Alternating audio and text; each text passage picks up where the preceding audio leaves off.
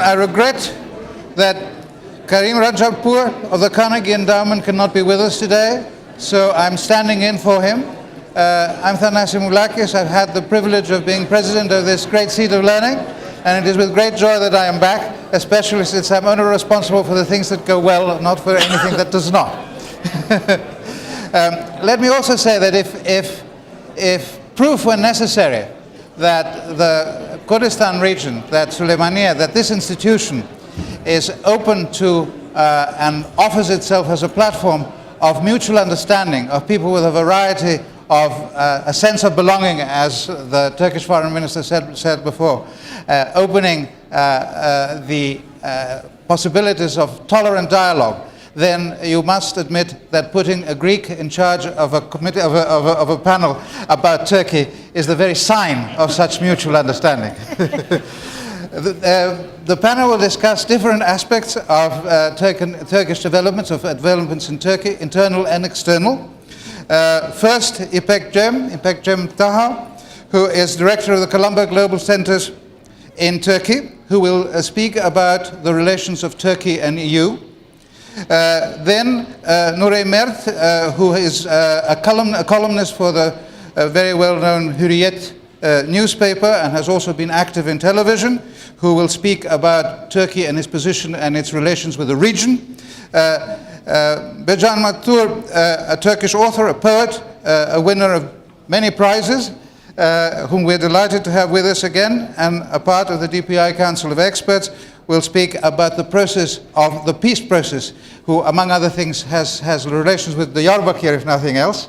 So she will speak with great expertise about the process of reaching peace between the Turkish mainstream, if it's still that, and the Kurds. And finally, but not least, my dear friend Henri Barkey, Professor of International Relations at Lehigh University and a trustee of the American University of Iraq in Suleymania.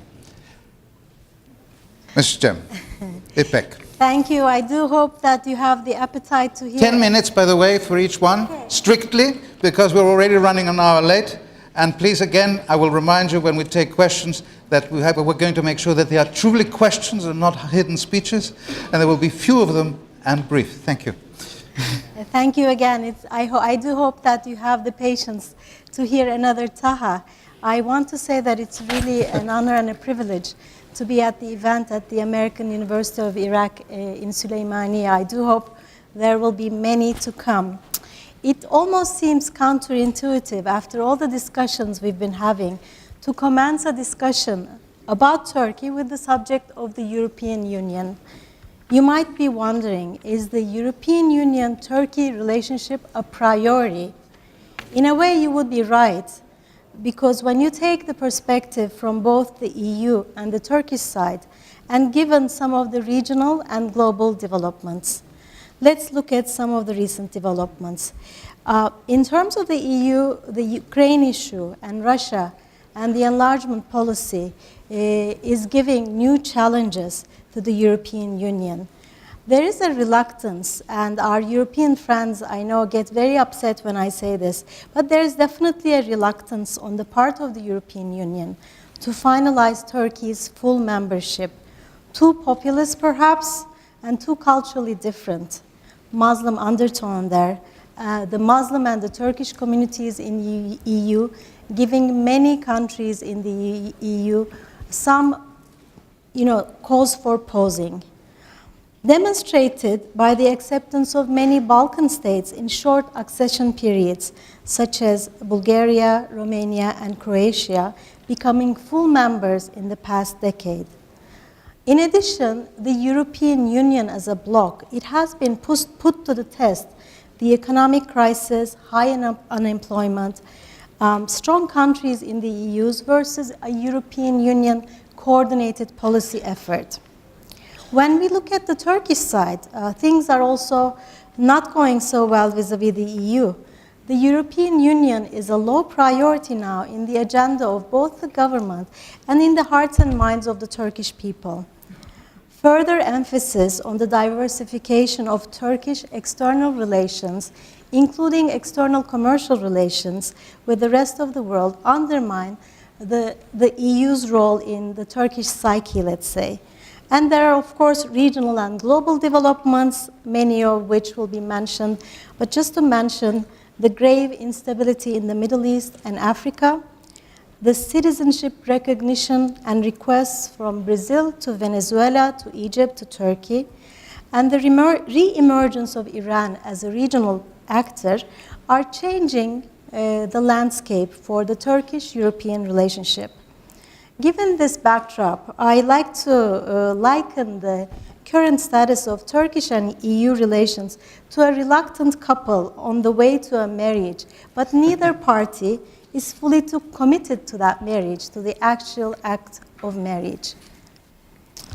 It does, on the other hand, serve the agenda of both Turkey and the European Union to have the possibility of that marriage, or at least have the ideology associated with such a marriage. As you know, the road to the possibility of Turkey becoming a full member of the European Union has been long and winding. As opposed to many of the countries which are now full members of the European Union, our relationship started about 65 years ago, with Turkey making the plea to become a full member of the European Economic Community. The governments of Turkey generally viewed the European project as an extension of their modernization projects. Some of the milestones have been: in 1995, we declared the customs union. In 1999, Turkey was declared a candidate state of the European Union without any precondition at the Helsinki summit.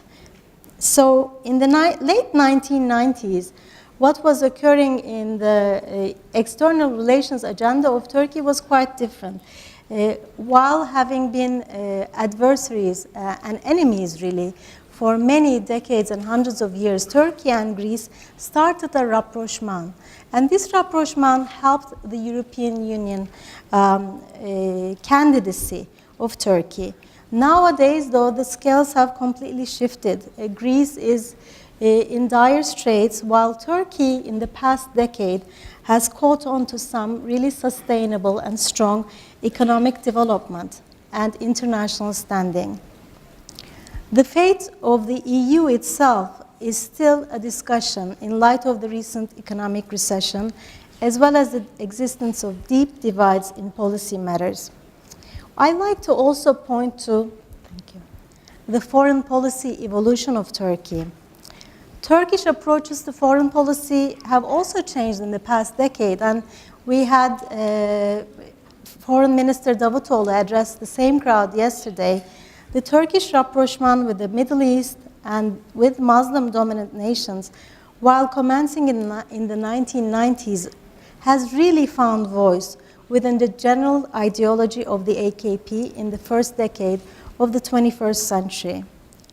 During the early years of the AKP government, it was really important for the AKP to both show to the reluctant parts of Turkish society that they were going to go on with the European Union project, because at the time this was really viewed as the next stage in the evolution of Turkey.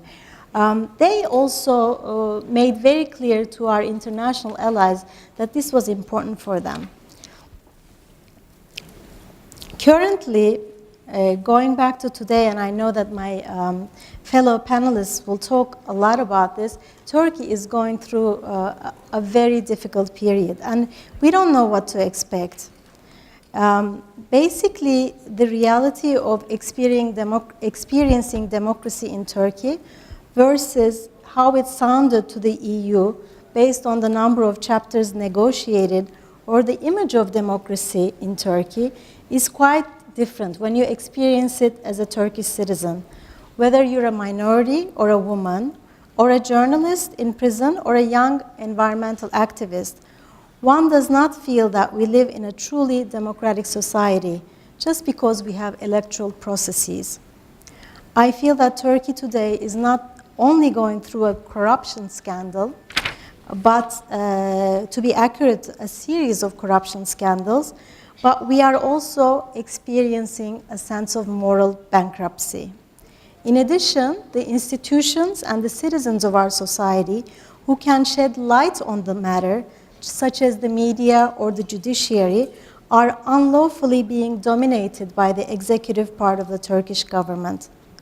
Unfortunately, the image of Turkey as a democracy has been subsiding ever since the Gezi protests broke out in Taksim Square.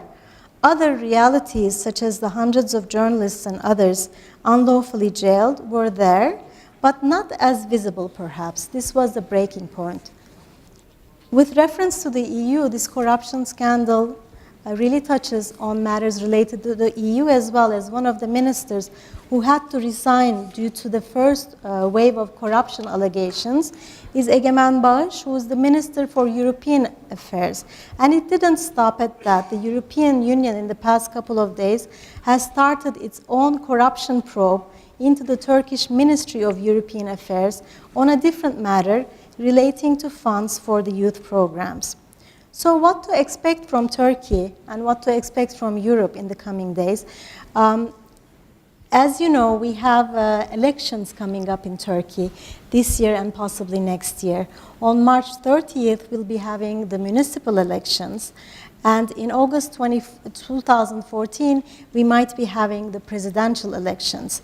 And there is a chance that the presidential elections and the general elections in Turkey might be combined at a date such as December 2014. So these elections will really show how the different constituencies, I didn't get into all the constituencies in Turkey, there's a lot to talk about, will be putting their strategic positions vis-a-vis the future of Turkey, vis-a-vis what progresses in Turkey and how that relates to EU. So going back to the beginning of my address, are the engaged parties ready for marriage, ready to take on the commitment of Turkey as a full member of the EU? While there's no definite answers, there are now several signs of movement, including a willingness on the part of Greek Cypriot and Turkish Cypriot leaders to commence talks, as well as the opening of new chapters in negotiations which began 4 years ago. In politics and international relations, there are no definite answers, but only alternative scenarios.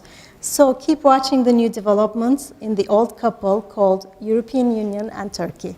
Thank you. Thank you. Thank you. Nuray, please go ahead. What am I supposed to talk about? Well, no, I'm just, first I need to present myself. It's not that I'm complaining about your presentation of me, but it's my fault that I didn't send my CV.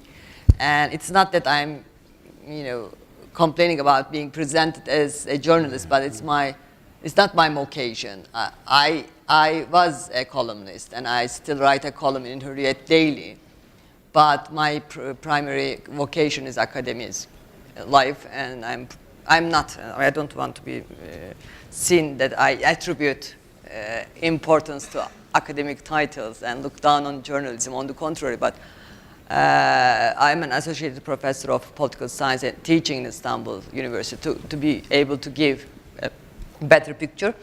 And as I especially need to emphasize the fact that I'm not writing a column or doing anything on TV anymore in Turkey, because it is something which says a lot about Turkey, or which may say a lot about Turkey's present circumstances.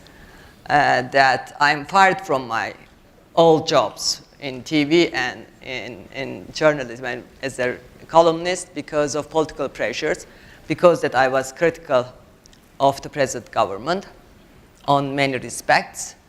And again, I don't want to be seen as someone who is constantly suffering from persecution complex. But after all, we are talking about politics in Turkey and its possible role in navigating challenges in the Middle East, as the title of the conference suggests. And after that, I'm not going to be a good speaker in the sense that I will keep up with my criticism of Turkish foreign policy. It may not be a proper place to do so, but since our foreign minister made a surprising visit to our conference, to Süleymaniye, despite that I'm a critic of the government and have been very critical of Turkish foreign policy from the beginning, it does not mean that I'm not, supporting the improvement of relations between Turkey and the rest of the Middle East. And I'm key and staunch supporter of improving relations between Turkey and KRG in particular. And after all, I'm happy that Turkish foreign minister came to Süleymaniye and gave a speech starting with Kurdish. I think it has a big symbolic value, and I'm happy with all that. But I have some concerns that I want to express. That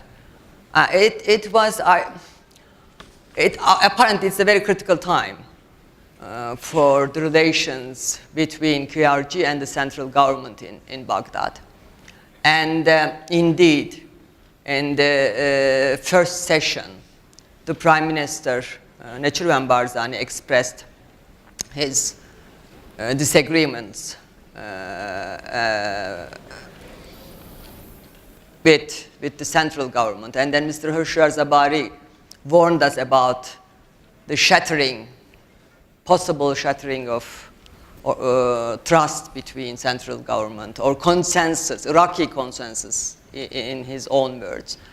And under those circumstances, the visit of Turkey's foreign minister, I think, can be perceived or overshadowed by being seen as Turkey is just preoccupied with its energy deals with KRG more than anything else, or siding with KRG against the central government in Baghdad. I hope, Turkey could play a more positive role in mediating between KRG and the central government in Iraq, and play a positive role in general in the Middle East. But unfortunately, Turkey lost this opportunity.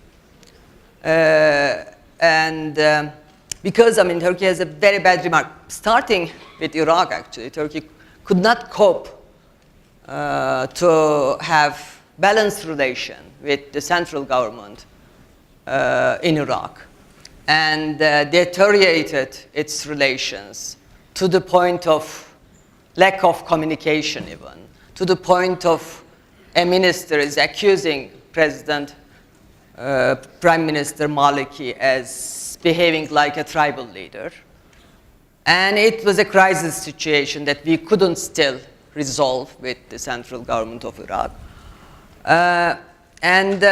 Under such circumstances, it is very unfortunate that Turkey cannot be a good ally even to KRG, unfortunately. I wish Turkey could be a better ally, partner, mediator in Iraq and elsewhere. But unfortunately, Turkey lost this role by its regional politics in general, not only concerning policies in Iraq or its relations with Iraq, either concerning central government or KRG in particular. But Turkey lost its credit by playing active role, especially in Syria.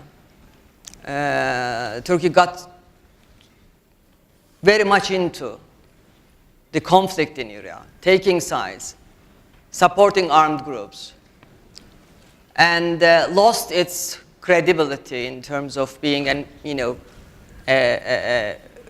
sober actor, political actor, if you like.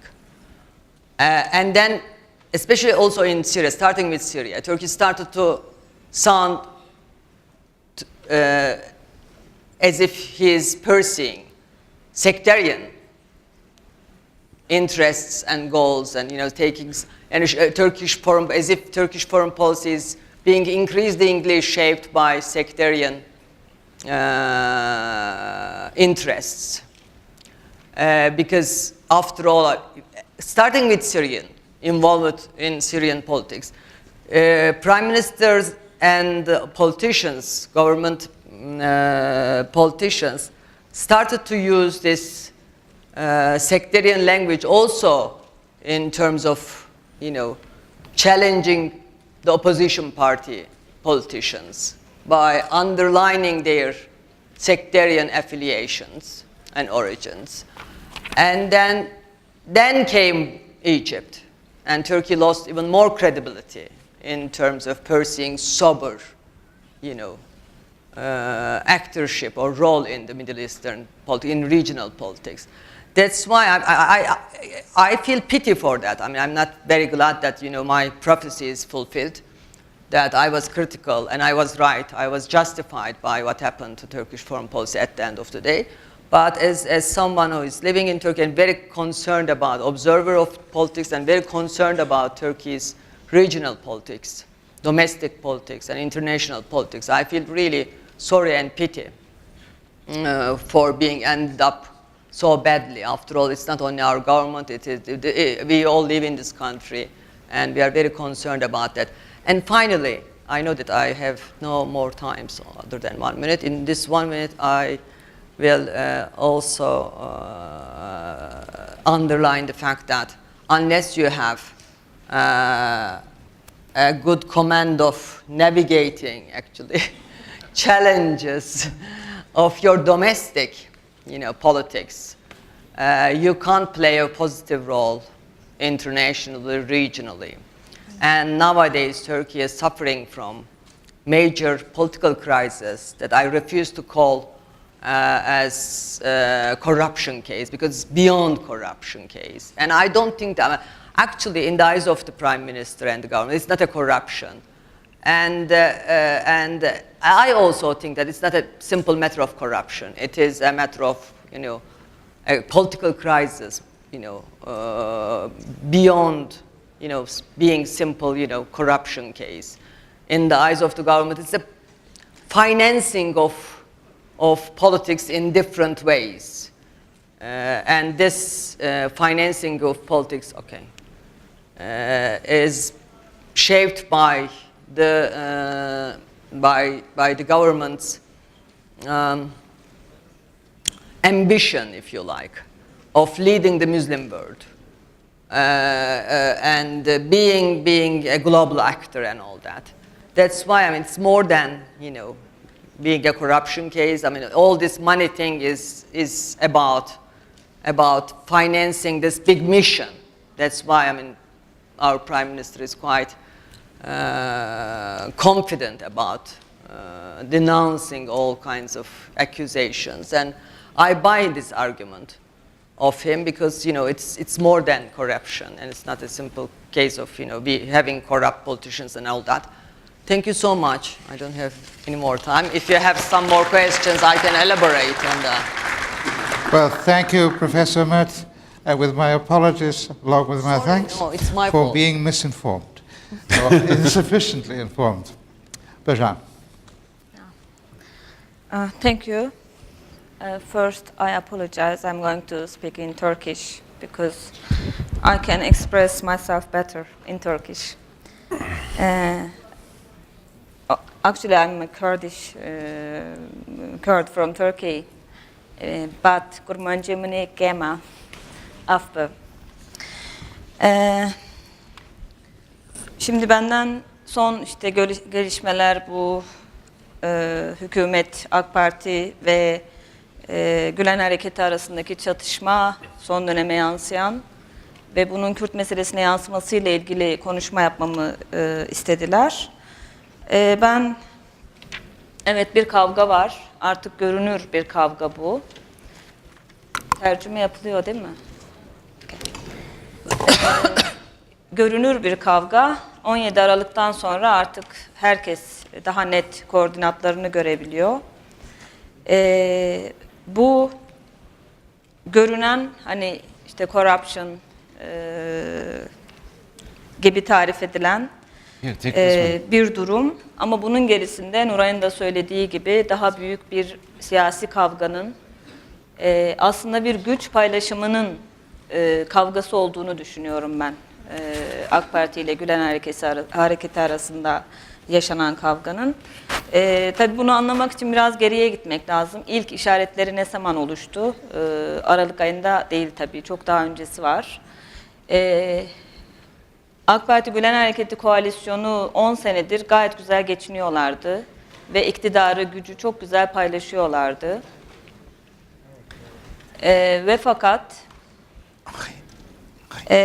2011 yılında MİT Müsteşarı Hakan Fidan'ın bir savcı tarafından ifadeye çağrılması, müzakereleri yürüttüğü sebebiyle, PKK ile müzakereleri yürütme sebebiyle bunun ilk işareti oldu ve bize yansıyan tarafı hükümetin başındaki işte Tayyip Erdoğan'ın ve kurmaylarının giderek Gülen Hareketi'ne mesafe kazandığı, bürokrasi içindeki atamaları azalttığı ya da tamamen dışladığı, diğer alanlarda da gücü giderek kendi yanına çekme, avantajları kendi kullanma kararı, bütün bunlar aralarındaki makası bir biçimde açıyordu ve zamanla dershane meselesi, Gülen Hareketi işte dershaneler ve eğitim konusunda iddiası olan bir hareket, dershaneleri kapatma kriziyle birlikte şeye dönüştü. Giderek Başbakan'ın söylemlerinden bizim anladığımız çatışma derinleşti ve onların mevcut olan koalisyondan da bildikleri zaten paylaşıyorlardı. Bütün süreci, işte corruption varsa bunun tanığıydılar. 10 sene boyunca bu corruption hiç sorun olmadı. Ama 17 Aralık'ta bunun bir sorun olarak, hükümetin önüne bir engel olarak çıkarılmasına cemaat karar verdi ve böylece halk da duymuş oldu. Türkiye kamuoyu ve dünya kamuoyu da duymuş oldu. Şimdi mesele aslında hani MİT kriziyle başlaması, Kürt sorunuyla başlaması anlamına da gelebilir. Bana kalırsa Kürt sorunu AK Parti'nin ve yani hükümeti yürüten partinin ve Gülen Hareketi'nin Kürt meselesine bakış açısında aslında çok büyük fark yok. İkisi de milliyetçi refleksle, Türkçü refleksle, Neo-Osmanlı diyebileceğimiz bir refleksle meseleye yaklaşıyorlar. Yani 1000 yıl süren Türk egemenliğinin daha da devam etmesi ve mümkün olduğu ölçüde bundan taviz verilmemesi kararıyla aslında meseleye yaklaşıyorlar. Ayrıştıkları yer şurası. AK Parti daha pragmatik davranarak Kürtlerin gücünü yanına alırsa Orta Doğu'da buradan bir sörf yapabileceğini, daha iddialı durabileceğini düşünüyor. Zaten bu karar çok daha öncesinde aslında devletin de ikna olduğu bir durum. Şöyle ki Özal döneminde de bu niyet vardı. Orta Doğu'ya Kürtleri de yanına alarak Türklerin açılması. Emre Taner'in MİT müsteşarlığı döneminde de yine benzer bir plan aslında derinden derine işliyordu. Ve Erdoğan buna ikna oldu. Yani bundan şey almasının, bu barış sürecini başlatmasının ona bir güç kazandıracağına ikna olduğu için devam etme kararı aldı. Fakat Erdoğan'ın barış süreci ya da açılım diye tarif ettiği dönemi yansımaları Gülen Hareketi'ni özellikle Güneydoğu'da rahatsız etti. Çünkü orada bir rekabet durumu yaşanıyor. Yani bir güç olarak kendini konumlandırma biçimi Güneydoğu'da Gülen Hareketi'nin PKK'nın alternatifi gibi. Yani seküler, sosyalist kökenli bir Kürtlük politik organizasyonunun karşısında biraz Türkçü refleksle, biraz asimilasyoncu bir bakış açısıyla, bölgede Kürtlüğü, hani Kürtlüğü sadece Kürt meselesini kültürel soruna indirgeyen ve işte ana dil hakkı verilirse, bir iki televizyon kanalı açılırsa, işte vatandaşlık, eşit vatandaşlık meselesi biraz olsun hallolursa Kürt vatandaşlarımız mutlu olurlar ve biz saadet içinde devam ederiz mantığıyla aslında yaklaşıyorlardı. En temelde bu çok devletçi bir refleks aslında. Gülen'in BBC'de verdiği devletin izzeti nefsi kavramı çok önemli bir kavram. Kürt meselesine bakış açısında o devletçi refleksi, devletin onurunu öne koyan bir yaklaşımı var Fethullah Gülen'in. Ayrıştıkları yer orasıydı ve kavga görünmeye başladı. Tabii bu kavga neyi getiriyor? Türkiye kamuoyu şu anda sadece buna kilitlenmiş durumda. Hepimiz sadece bunu dinliyoruz, tapeleri okuyoruz, ses kayıtlarını dinliyoruz ve tamamen buna kilitlenmiş bir durumdayız. Ve tabii bu ne yapıyor? Hani barış süreci diye ya da açılım diye adı konulan meselenin daha da yavaşlamasına sebep oluyor. Demokratikleşmenin gecikmesine sebep oluyor. Avrupa Birliği neredeyse rafa kaldırılmış durumda, kimsenin gündemini oluşturmuyor. Bütün bunlar kamuoyu açısından, Türkiye toplumu açısından dezavantaj. Ama ben burada gerek hükümetin, gerekse Gülen hareketinin aslında zaman kazandığını ve bundan çok da gocunmadıklarını düşünüyorum. Bunu çok da negatif bulmadıklarını düşünüyorum. Çünkü nihayetinde Türkiye'nin demokratikleşmesi, periferide kalan, kenarda kalan, sistemin içine eşit olarak dahil olamayan Kürtlerin, Alevilerin, azınlıkların, solun devamla dışarıda kalmasına sebep oluyor. Bu kavganın devam etmesinde onlar açısından aslında bir dezavantaj yok. Kürtlere gelince, Kürtler meseleye nasıl bakıyorlar? Ben Kürtlerin bu kavgada taraf olduğunu düşünmüyorum. Taraf olmayı da düşünmüyorlar. Taraf olmayı istemiyorlar. Hatta biraz, böyle tırnak içinde kullanayım, keyifle bu kavgayı izlediklerini de düşünüyorum. Çünkü bu kavganın sonucunda bir tür şeffaflaşma oluşacağını düşünüyorlar ki öyledir. Devlet daha da şeffaflaşabilir. Ve de iki tarafın da o alanda güç iddiasında bulunan iki tarafında şey olacağını, güç kaybedeceğini düşündükleri için taraf olmayı istemiyorlar. Çünkü Kürtlerin asıl meselesi aslında barış, barış süreci. Yani barışın inşasının ve devamlılığının sağlanması ve sonuç alınması.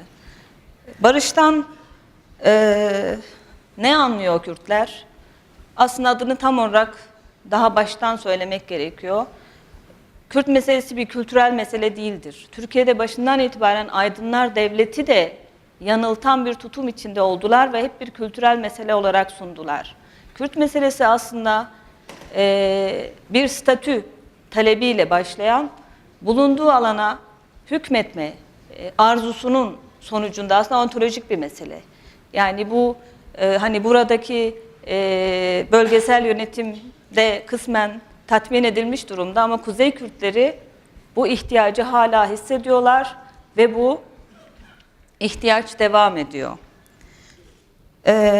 Hükümetin barış olarak, barış süreci ya da açılım politikasıyla arka planda devam ettirdiği bir strateji var mı Kürt meselesinin çözümüne dair? Doğrusu çoğumuz bilmiyoruz. Hani bilmek zorunda da değiliz ama bir strateji eğer varsa bunun bu kadar sıcak, kavgalı bir dönemde kamuoyuna hissettirilmesi aslında olumlu bir şeydir. Eğer bir strateji yoksa sadece taktikle, sözle, konuşmayla devam eden bir durum varsa, yaklaşım varsa meselenin çözümünde Bu taktiği hükümetin stratejiye dönüştürme çabası aslında çok yararlı olur. Ama biz bunun işaretlerini şu anda göremiyoruz. Kürtlerde bir deyim vardır, şey derler, devlet-i Rumi... We have to come to a close. Okay, 2 minutes. Go ahead. Devlet-i Rumi derler. Bu aslında Bizans devleti geleneği. Türkiye meseleye hep böyle kenarından, arkasından dolanarak, zamana yayarak, erteleyerek yaklaşıyor. Ama bu ertelemenin Türkiye'nin çok lehine bir durum olduğunu ben düşünmüyorum. Şöyle ki, çünkü Kürtler artık eski klasik yöntemlerle kandırılabilecek bir topluluk değiller. Siyaseten oldukça organizeler, diasporadan, işte buradaki bölgesel hükümetten, ekonomik güçlerinden yeni alternatifler yaratabilecek imkanları, fırsatları var Kürtlerin. Kürtler bölgede bir aktör. Kürtler tarih sahnesine artık doğdular, varlar. Bu özneyle, bu doğmuş olan özneyle Türkiye'nin ne yapacağı meselesi aslında Türklerin meselesi. Bence düşünmesi gerekenler Türkler, Kürtler değil. Türkiye barış isteyen bir toplumu yedeğine alıp, yanına alıp daha da güçlenebilir. Ya da bunu yapamazsa bölge büyük bir kaosa sürüklenir. Ben alternatifin kaos ya da barış olduğunu düşünüyorum. Bir ara yolun da tüketildiğini düşünüyorum. Çok teşekkür ederim. Thank you very much. I propose that we collect a few questions and then ask the panel to respond. You don't think I'm going to talk? Are you? Go ahead. Boy, I mean, being a trustee doesn't cut much. Well, I was asked by myself, actually, since that I will be talking about the impact of the current crisis in Turkey on U.S.-Turkish relations. And let me start by saying that if you had asked me, or I had asked myself that question a year ago, I would have probably said that Turkish-American relations were going through some kind of a golden age. The Turks and the Americans have never been this close. There were cooperation on many different levels. Our President and Prime Minister Erdogan were really buddies and talking on the phone all the time. And yet, when 2 weeks ago approximately, President Obama called Prime Minister Erdogan, it had been 6 months and 8 days, according to Turkish journalists who keep track of these things.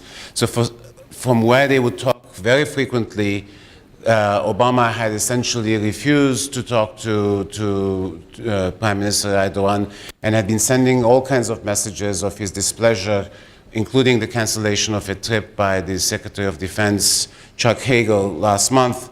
So the Turkish-American relations actually from within a year have gone from being at the zenith to a really low point.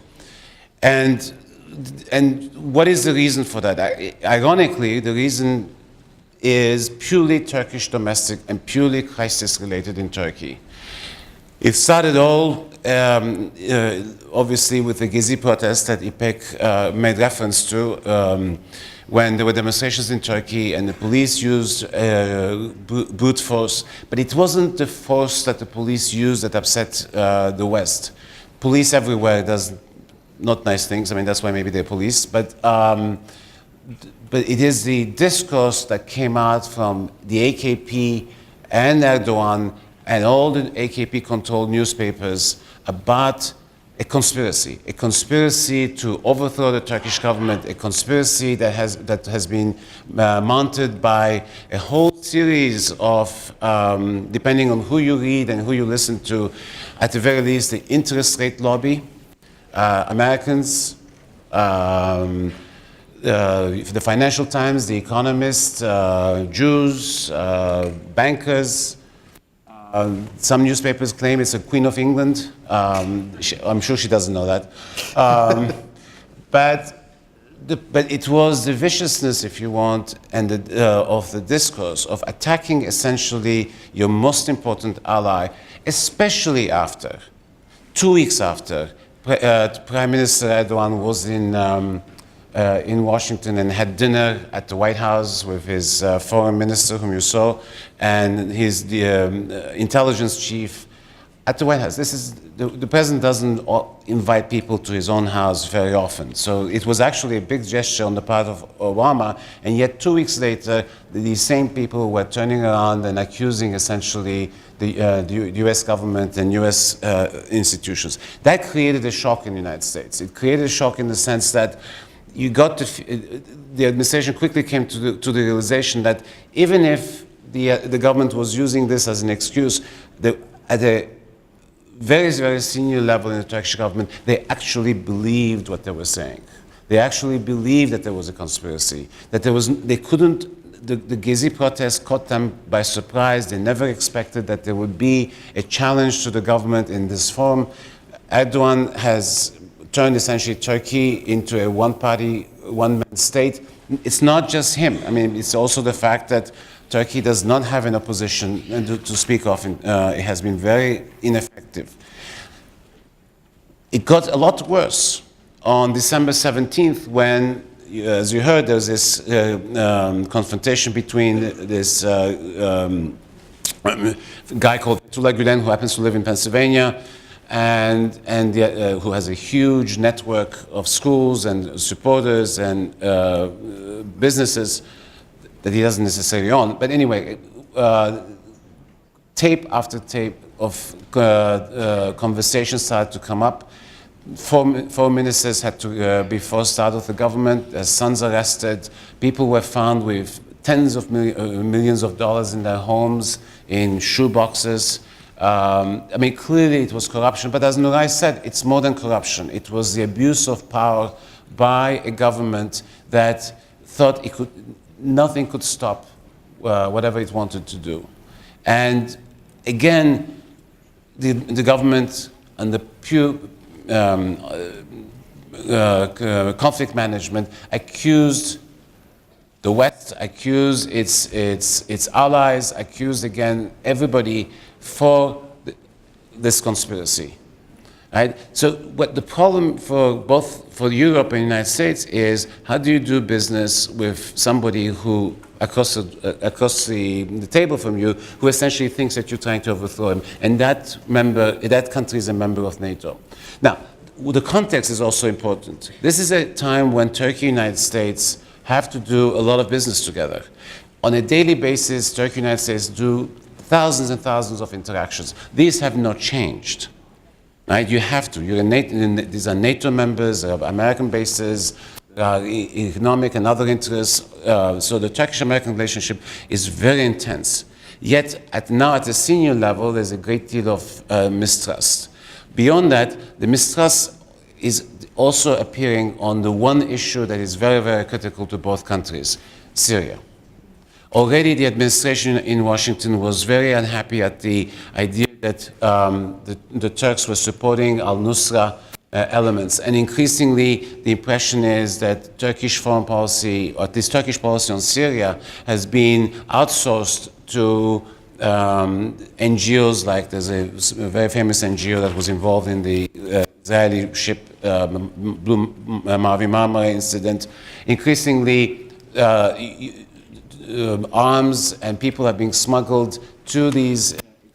So there is no common vision anymore on Syria, it seems. And yet, for the United States, if you're going to work on Syria, Turkey, with its long border, Turkey with the assets that the United States has, and the relationship it has had for years, that it can no longer trust the Turks on Syria. But also beyond that, the crisis in Turkey has had one very important consequence, and that is that Erdogan is still going to remain as a central figure. He's not going away anytime soon. But he's no longer going to be seen as a transformative leader that he had aimed to be. The United States no longer looks at him this way. But more importantly, I think the US sees him as creating uncertainty and potential instability, and also creates uncertainty in terms of policies. As this crisis with Erdogan is so serious. I mean, he has lost his legitimacy. Yes, there are large chunks of people who support him, and they will continue to support him because he has brought a lot of services. I mean, he's done a lot of good work. And yet, the divisiveness of his policies and the fact that he has openly interfered with some of the most basic issues of law and order, rule of law, freedom of the press, you have him on tape, and he has not denied it. Mr. Erdogan is in Morocco, he's watching Turkish television, and he doesn't like the type that goes underneath. He calls the station manager and says, you have to change the type. Now, which leader in the world, certainly in the Western world, would be caught saying this and then not deny it and stay in power, right? And then in the context of the European Union process, it is very difficult for me to see how the Europeans, who already were lukewarm to the idea of Turkish adhesion, will now want Turkey. In a way, he has taken Turkey all this way, and now he's brought it back. So it has created a great deal of uncertainty in the relationship. And the phone call between Obama and Erdogan 2 weeks ago was one that it was very clear, from what I gather, that one that Obama did not want to make, but he realized that he had to say something because too much had gone by. And first, when you look at the readout also, they talked about a number of issues, but from what I understand, they spent an enormous amount of time with Obama saying, look, you need to cool it, you need to take care of issues in terms of the rule of law, in terms of interference in the press, interference in the justice system. But Turkey is now at a very critical point. The municipal elections of March 30th are critical. Erdogan's party is still going to come up on top with the largest number of votes, but he is no longer the leader he is, and that will affect the decisions that he takes. And it is also possible, and the fear, I think, is that he will be increasingly erratic, and that may show itself up in foreign policy, in domestic policy, and I would say tighten your, what do you call the seatbelts? No, fasten your seat. Thank you. Fasten your seatbelts. We're in for a very rough ride with Turkey. Thank you. Thank you very much.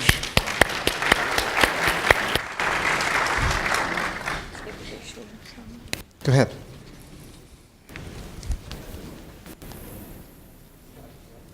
Mike. Mike?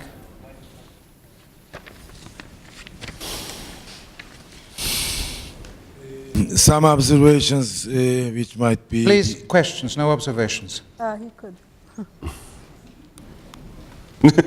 Thank you. Go ahead. First there, then here. All right, well, go ahead. Thank you. Thank you for giving me this chance, because from yesterday I'm trying to ask questions. Lots of people try to ask questions. It's always a minority, the ones who can. So please, let no one take offense. Look at the numbers and you will understand. Do the math. Now, I want to talk about Kurdistan. I'm a Kurdish analyst, A question, Kurdish Affairs right? Analyst Islam Rojava. Please, no speeches. So, yeah, geopolitical map of Kurdistan is very important in the Middle East, and my question is, now a Turkish boat is in the middle of the Syrian Sea, and it's trying, until now, it's sending weapons to extremists and jihadists in Syria, and I saw it by myself. What is the solution to stop how Turkey sending weapons to extremists? What is the solution now for Turkey? Thank you. Because the second question, sorry, Gulen-Erdogan conflict, we have Gulen-Erdogan conflict, and both of them have their organizations in southern part Kurdistan, KRG. Will we see a conflict in KRG between Gulen and Erdogan? Thank you. Go ahead. Thank you. The lady there. I have two questions. One of them is for... Please try to have one. Okay. Okay. the first question is for Ms. Nuray. What do you think about the Turkmens in Iraq? I mean, what's going to happen if it's not an issue that we have now, but I believe it's a rising issue. What do you think will happen when, if Kurdistan gets its independency? I mean, you know that 30% of Turkmens live in Erbil and the others in the south, and they are divided. So how are they going to be, how are they going to be divided or supported by Turkey? Or are they going to be supported ever? Thank you.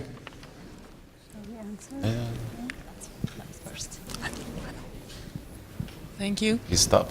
So my question would be, what are Cengiz Chandar's observations? That's a good one. Nasty.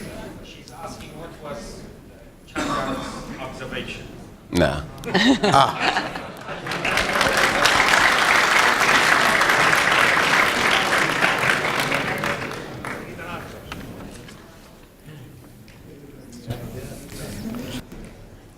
Two more. Okay. Hello there. My question is, do the panel agree that the Turkey's present foreign policies in the region is toward bringing back autonomous or Ottomani's power? Okay.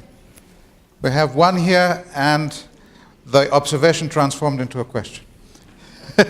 And then we have to close, I'm afraid. Yeah. Tell him it's a question because Huh? he's not talking. Thank you all. I have a question for Henri. Could you please tell us what are the main reasons for United States for not talking to PYD?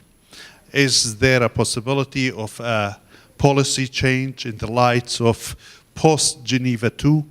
And also, is Turkey, for our Turkish friends, going to open up to the Syrian Kurds and also to the Kurds of Turkey more than coming with these very limited and timid packages of democratization? Thank you. Thank you. And just the reformulated observation. No, no, he was going to make the effort. Huh? Well, It was. Tercüme yapmıyor ve konsantre olamıyorum. doesn't he want it? No, I guess not. Okay, the lady in the back. Pratikleşme paketinin sınırlarıyla galiba. En genelindeki bu seni ilgilendirir bir de. Hello, everyone. I'm a student in EYS. My question is for the panel. In the last 2 days, I've noticed that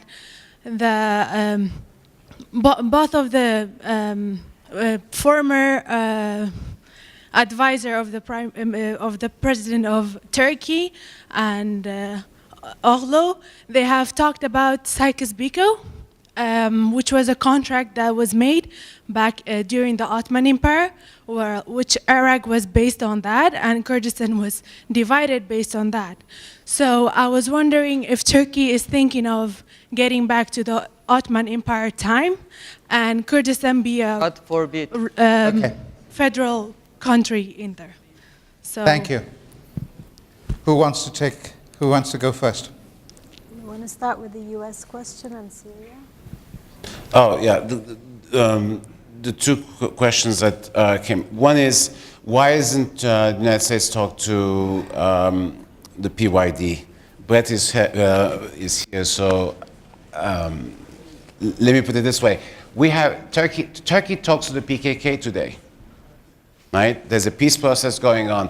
The United States doesn't talk to the PKK because the PKK is on our terrorism list, and our lawyers in the State Department and our government essentially works A, very slowly, B, is afraid of its own shadow, doesn't move very quickly on these issues. Because the PYD is an offshoot of the PKK, it's unlikely anytime soon that you will have, unless the Turks tell the State Department and the White House, please go and talk to the PYD, I don't see the Americans do it. And also, of course, there's this impression that there may be a tacit understanding agreement between the PYD and the regime in Damascus. The weapons to extremists, look, when the Syrian war started, everybody made the same miscalculation with the exception of very few people like Fabrice. And everybody said, well, you know, the regime is going to fall, the regime is going to fall. Turkey got very isolated in the process because Syria was the most important case litmus case for its zero problems foreign policy that you heard some yesterday. And so Turkey got very frustrated as it saw that the Free Syrian Army could not fight very well. It decided to support and fund the al-Nusra elements who were clearly better fighters, better organized, more effective, and it was a way to speed up the process, incorrectly it turns out, but at the time everybody thought that the regime was going to fall in 6 months, so there was no preparation, and once it became obvious that that was not going to happen, Turkey went into extreme options. So that's my take on it. And by the way, Turkey is not pursuing an Ottomanist foreign policy. It's very isolated today, so you can forget Ottomanism. Yeah, I was just going to take a crack at the Ottomanism questions that came up, and I agree with Henri that I think that Turkish foreign policy, and especially the current government, is very pragmatist and very realistic, so I don't think that this is actually happening. But it's good domestic policy material to talk about Ottomanism, and that's why it's taken such a role. Nuray. Go ahead. As for first the direct question about Turkomans, why you direct asked me about Turkomans, I don't know, but I don't think that such questions will be answered by Turks from Turkey, because, well, of course, I'm concerned with all people living in Iraq, but I'm not particularly, you know, I don't have answers about the prospects of Turkomans, and I need to know about their prospects, and I need to get more information and ideas from you rather than, you know, commenting on the future of Turkomans. You know, as a observer of politics, of course, I mean, I wish to see Turkomans participating in politics where they live, either in Kurdistan, in regional government in Kurdistan, or concerning disputed areas. Well, by definition, they are disputed areas. I mean, nobody knows about, you know, what sort of arrangement will be made, you know, and what sort of consensus will be reached at the end. So I'm not inclined to detach the prospects of Turkomans from the rest of, you know, the fate of the people who are living in this area. Sorry, if you have something in mind.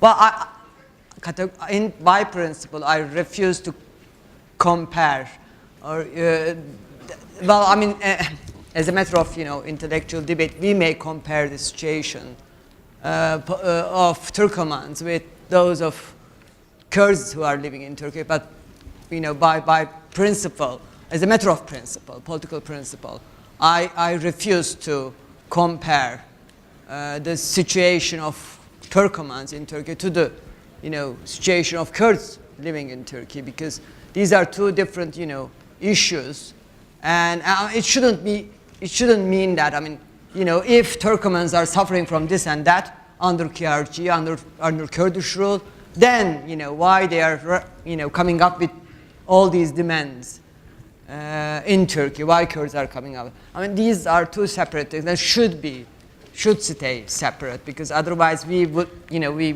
then it means that, I mean, we are basing our political judgments and convictions on ethnic lines, which is not true. It's not my politics. Sorry. And as for others, you know, I don't know. Very quickly. Very quickly, as for Ottomanism, actually, I don't agree with Ipek. that the current Sorry, I government- have to be stingy where other people had the privilege of being profligate and with time before me. But so pardon my brutality. No, just I'm not going to spoil my time. But, I don't agree with the idea of current Turkish government is very pragmatic in terms of they were very pragmatic, but not anymore. That's why we had all these troubles concerning regional politics, and I think there is this nostalgia there, and we have all sorts of shortcomings of this nostalgic, idea of governing foreign policy. Thank you very much. Bejan, quickly. Yeah, quickly, maybe it's better to say in English. I wanted to say something about this democratization process, about the peace process. In their mind, the Turkish state and the government, they know there is a problem and they have to find a solution. And